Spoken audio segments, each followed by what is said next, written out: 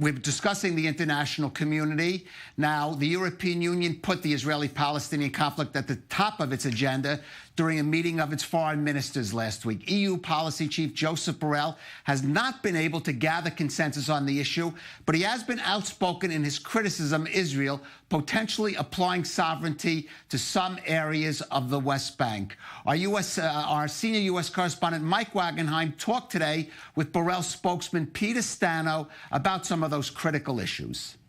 Actually, it wasn't the High Representative of the EU for foreign policy who was floating the idea of sanctions. The sanctions was the word which was used by the media and in the speculations by the media. We never said anything about the sanctions.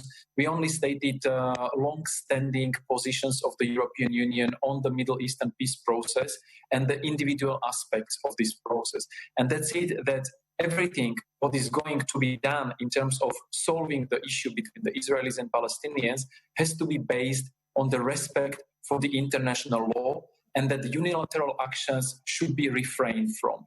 And if there will be annexation, or if the issue of annexation will be put on the table, the position of the EU was very clear, and we recalled it several times, that if the annexation proceeds, first, it will be considered as a breach of international law, and second, it will not go unchallenged or unnoticed, and the EU will need to react to it, because respect for international law is one of the ground basic principles on which the European Union is built. The EU is the friend of Israel. The whole of the EU, the 27 member states, are very clear about our willingness to develop our partnership and friendship with Israel further, and to continue in the cooperation and the contacts and relations we have with Israel. And again, I don't agree with the notion that there is anti-Israeli sentiment, or that there would be anti-Israeli actions or sanctions or steps in the EU. We are not anti-country, we are not anti-people. We are against processes or against actions which are taken unilaterally and which are in breach and in violation of international law.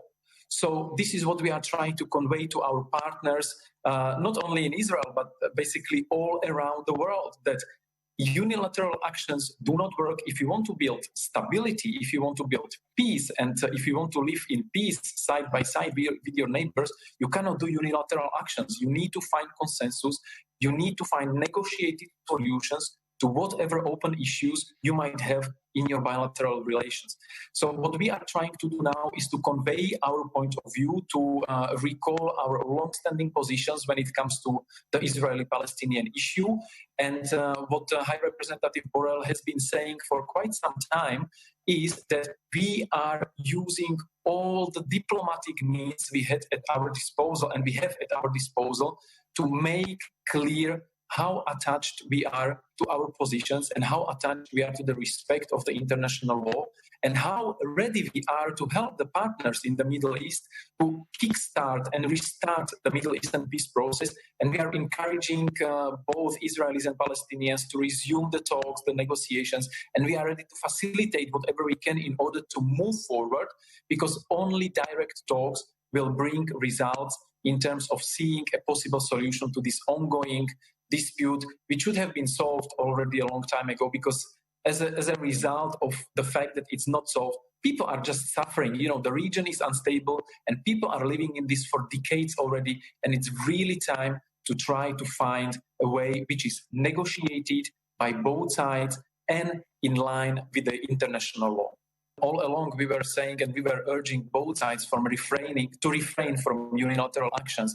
And when it comes to the recent announcement, or the latest announcement by President Abbas, we took note of his announcement. We understand that it was made in reaction to the announcement on the Israeli side by the Israeli government on possible annexation of parts of the West Bank. And again, here our position is very clear. If you want to solve the problem, if you want to solve the Israeli-Palestinian issue, you have to engage in direct negotiations. We are happy, we are ready to help, we are happy to facilitate if both parties agree.